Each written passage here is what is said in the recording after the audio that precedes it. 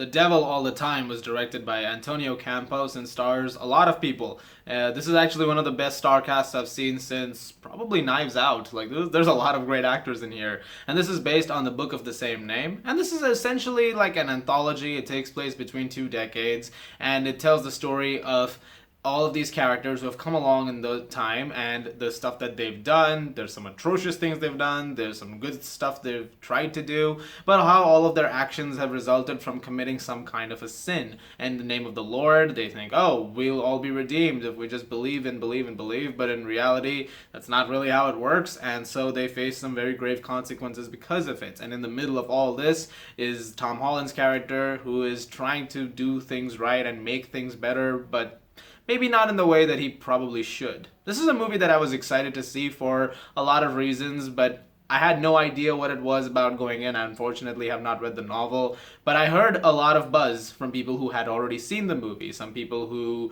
I personally know. Some of the critics that I know, some of them said it's a great film, some of them said it's a terrible film. And when you hear a lot of polarity going on regarding a film like this, I'm honestly even more on board, because that's when you can really have an interesting conversation about what you're watching. And I have to say, with The Devil All the Time, I'm in the former camp. I actually quite loved this movie. I don't think it's a flawless movie by any means. I think it does have some issues, but I was constantly captivated by it. There was never a moment in it where I felt myself feeling like I wanted to turn it off at any point. It does get very grim and violent. I'll talk more about that later.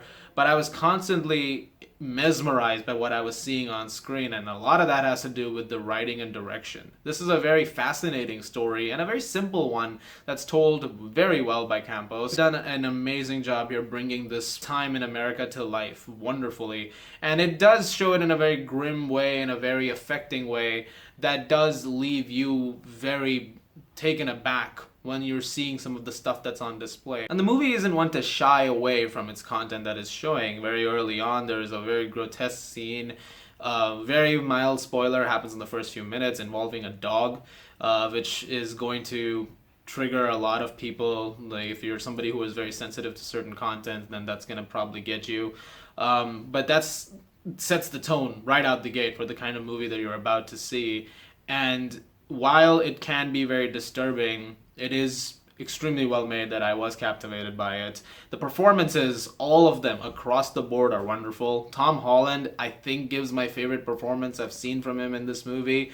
I think he's a very talented actor, but I think here he's taken it and gone one step further. This is easily his darkest role, and he has a few scenes in here that are honestly commendable. Robert Pattinson plays this really bizarre character who is very creepy. He's very, like, he's just slimy asshole type character in a way, and he plays it in a very odd way, but in a way that I was very compelled, again, watching the entire performance from start to finish. It really it's really it's one that really needs to be seen. As you've probably seen from the trailer, he has this crazy moment where he yells delusions. That whole monologue is really well done. Like, that is a highlight of the film. But really, everybody in this movie, Riley Keough, Jason Clarke, Eliza Scanlon, Sebastian Stan, all of them have done a wonderful job. Bill Skarsgård was also really good in this, and so was Haley Bennett. I did like seeing Haley Bennett in this movie, actually. It's been some time since I've seen her in something, so I'm glad that she's in this movie. The cinematography is absolutely gorgeous. This is one very stunning looking movie. Gorgeous production design, brilliant use of score as well. This has a wonderful score. Really, everything about this movie is incredibly well done. It's the fact that it can get a bit too extreme for some viewers. My own issue with it, though, is different. I think at times it could have gone a little bit more into what was driving the characters to do the things that they did. A little more of the, like, I guess character depth is what I'm saying. I wish there was a few instances where certain characters got a little more in terms of an exploration, but I guess they were trying to maintain a 2-hour, 18-minute runtime, so I guess they didn't want to make a 3.5-hour movie. I'm interested in reading the book, though, if that expands certain things about certain characters, which I'm sure it does. Also, I think at times the film could have, does drag. It dragged a little bit. It could have used some pacing fixes for sure. I think in those moments, so there are moments in particular where I think that they could have infused certain scenes in, certain moments in, to make it a little more better for just exploring these characters. I'm saying a lot in this review. I'm very sorry about that.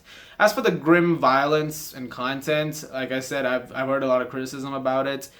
I didn't have an issue with that personally. Like I said, while it did get very intense, it's what I expected out of a film like this, especially when you're talking about, the evil that exists in the world.